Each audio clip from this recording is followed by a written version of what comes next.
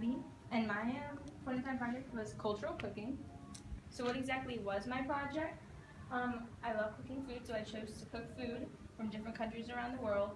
I wanted to learn how food was important to each country and how it brought people together like it does in the US.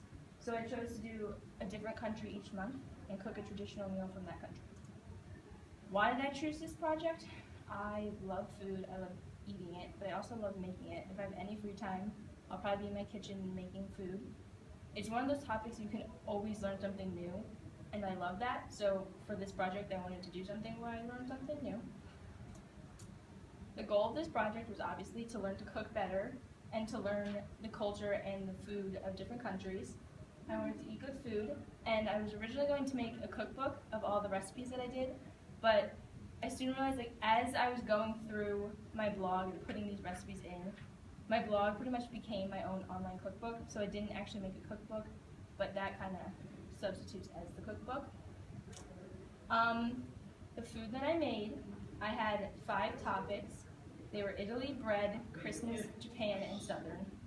As you can see, they're not all countries, but they all have to do with culture in some way. So the first one I did was Italy. This picture right here in the black bowl is homemade pasta that I made with fettuccine alfredo sauce. Next I did bread. Every holiday my grandma makes a traditional Czechoslovakian bread called paska. This year she had a leg injury, so I got a call that she asked me if I could help her make this secret recipe. I gladly learned this recipe and helped her. Picture of me adding in raisins, or as our family calls them, bobos, into the bread. I could not post the recipe online because it's a secret recipe. So instead, I made challah bread, which is traditional Jewish egg bread, which is this picture right in the middle. That's the ones I made. Then I did Christmas. It was like busy time, so I did Christmas cookies. Whatever Christmas cookie you can think of, I probably made it. And then in February, I did Japan.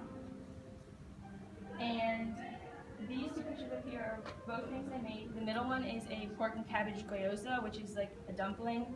And then that's a picture of me rolling my own sushi, which is really fun. I suggest everybody tries it. And then this month I did Southern food, which I think, even though it's not its own country, it has its own style and flair. So this is a picture of bread pudding, which that's not my picture because it didn't look very appetizing, so I used a picture online. And it tasted good though, so I thought that was like the perfect example of like Southern comfort food. This is a quote by James Beard. It says, "Food is our common ground, a universal experience."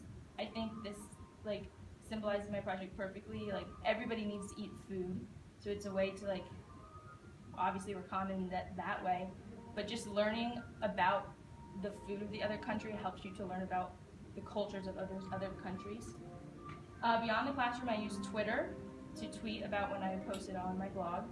I made my first blog ever, which actually was really cool, and now I have my own personal cookbook. And I use Pinterest, which I'm like completely addicted to, and I use it to find all my recipes.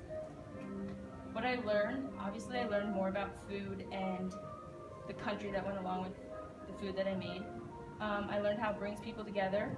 I learned about not only the food, but the culture and where the food comes from each country.